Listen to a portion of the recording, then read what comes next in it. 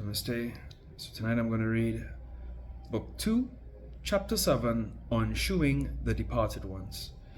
Om Vakratuna Mahakaya Surya Koti Sapaprabha Nirvikaram Sarvakaya Ekadantaya Om Gam Ganapati Namah Gam Ganapati Namah Om Guru Brahma Guru Vishnu Om Ya Devi Sarvati Shobhidya Pinda Sanshita Namaste Namaste Namaste.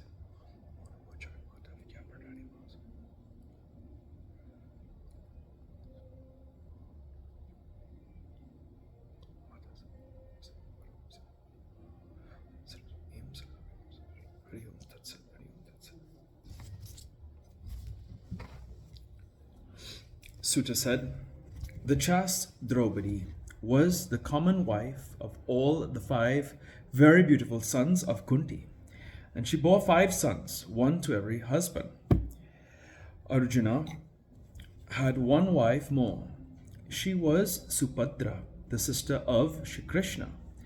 By the order of Shri Krishna, Arjuna stole her away, took her by force. The great hero Abhimanyu was born of Subhadra.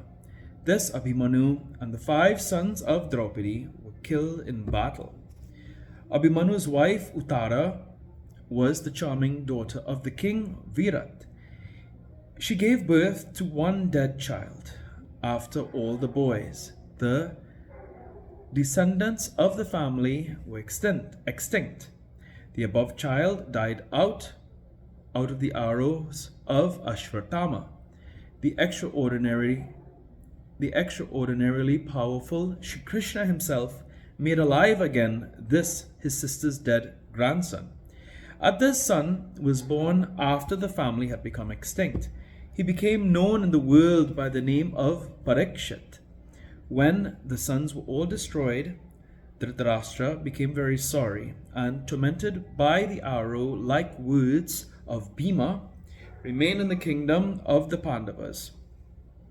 Gandhari too, exceedingly distressed on the bereavement of the sons, remained there also. Yudhishthira day and night served Dhritarashtra and Gandhari. The greatly religious Vidura always used to console by the advice of Yudhishthira, his brother Dhritarashtra, who possessed the eye of wisdom, and he remained by his brother's side.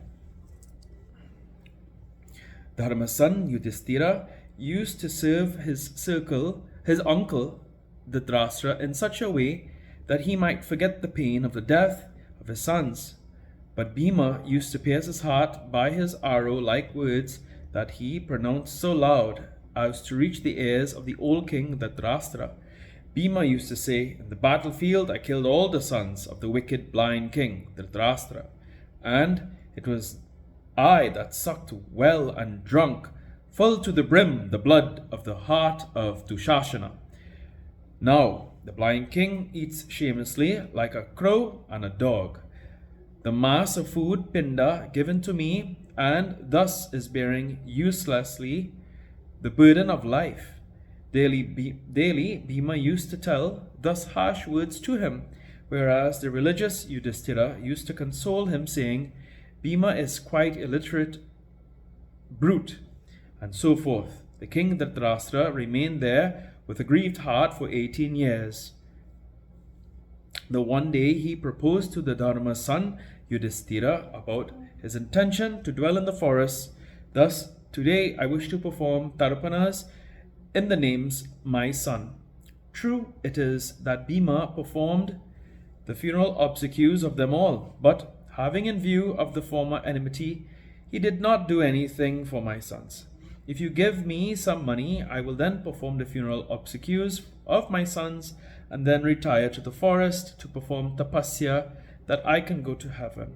Vidura also asks Yudhishthira privately pay to Dhritarashtra the sum that he wanted.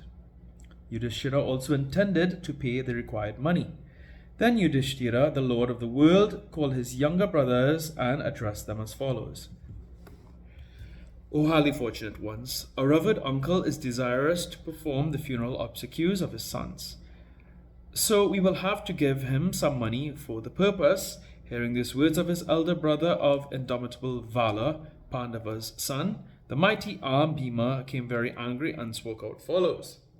O highly lucky one, is it that we will have to give wealth for the spiritual benefit of Duryodhana and others?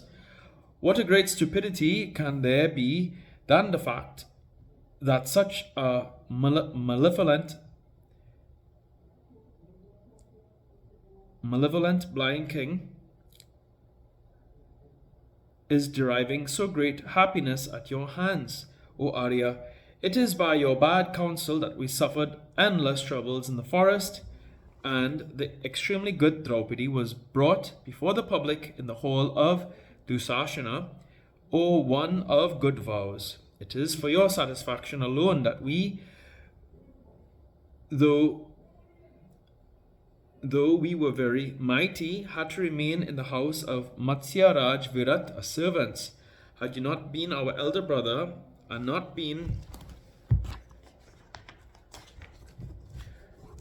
addicted to the gambling, would it have been possible I, who killed Jarasandha, would have been a cook to Virat Raj? Never we had been put to so great trouble. Never would the mighty armed Arjuna, the Vasava's son, have acted the part of an actress, a dancer, dressing himself in a female garb under the name of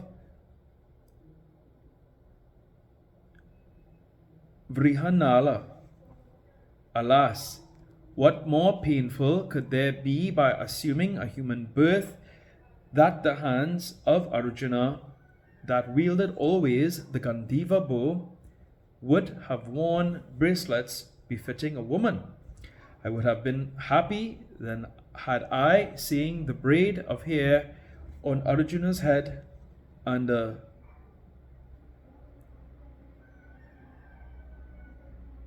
collyrium in his eyes, cut off the head of Dhritarashtra.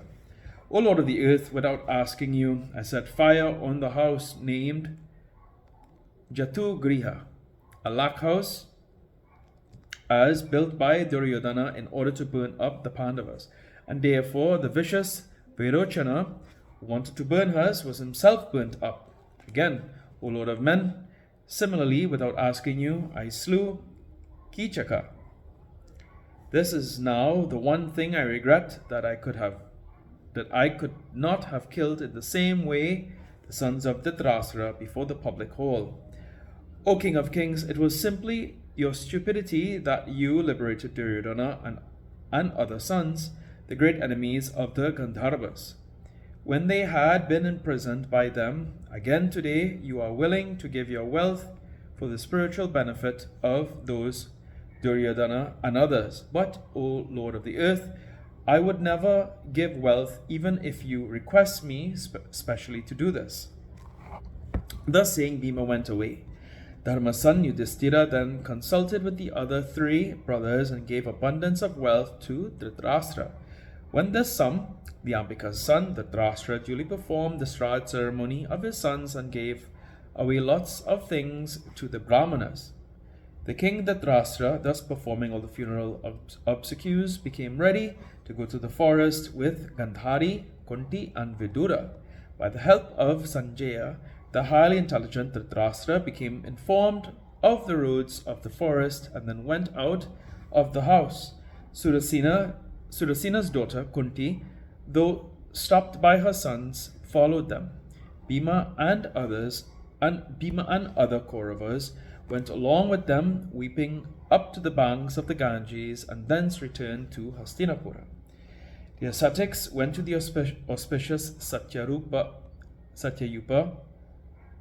The ascetics went to the auspicious Satyayupa hermitage on the banks of the Ganges, and building a hut, practiced tapasya with the hearts concentrated.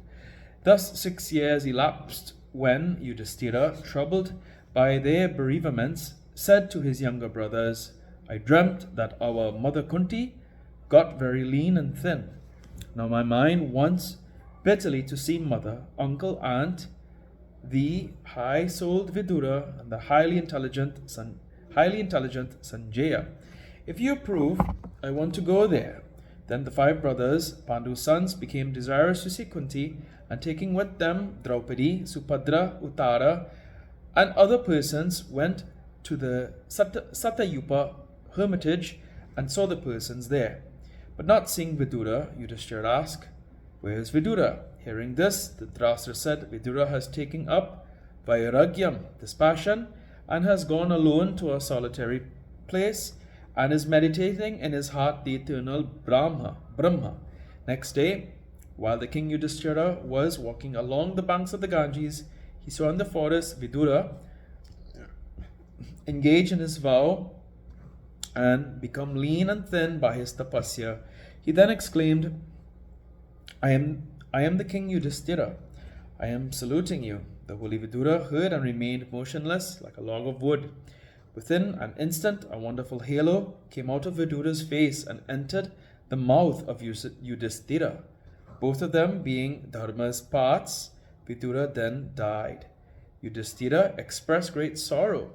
When the Vidura's body was going to be set on fire, a celestial voice was heard.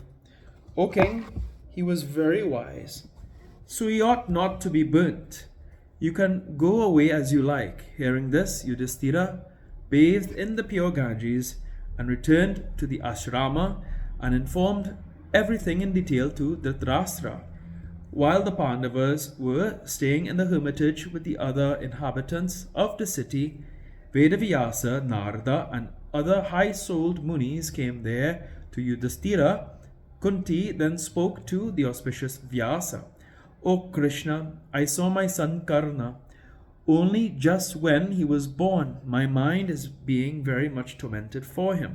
So, O great ascetic, show him once to me. O highly fortunate one, you alone can do this. So, O Lord, satisfy my heart's desire." Gandhari said, "O Muni, I did not see while Duryodhana went to battle. So, O Muni, show me Duryodhana with his younger brothers." Subhadra said, "O omniscient one, I want very much to see that great hero Abhimanyu, dearest to me than my life even. O great ascetic, show him once to me." Suta said, Satyavati's son Vyasadeva, hearing these words, held pranayama, deep breathing exercises, and meditated on the eternal Devi, the force of Brahma. When the evening time came, the Muni invited Yudhishthira and all others on the banks of the Ganges. He then bathed in the Ganges and began to chant hymns in praise of the Devi Brahmamayi Pakriti, resting on the Purusa, the dweller in the Mani Dvipa with attributes, at the same time transcending them. Thus, O Devi, when Brahma was not, Vishnu was not, Maheshvara was not, nor when existing Indra, Varuna, Kuvera, Yama, and Agni, thou alone existed then. My salutation to thee. When there existed not water, Vayu, ether, earth, and their gunas, taste, smell, etc., when there were no senses, mind, buddhi, ahamkara, when there existed no sun, moon, nor anything, thou alone existed then. So, O Devi, I bow down again and again to thee.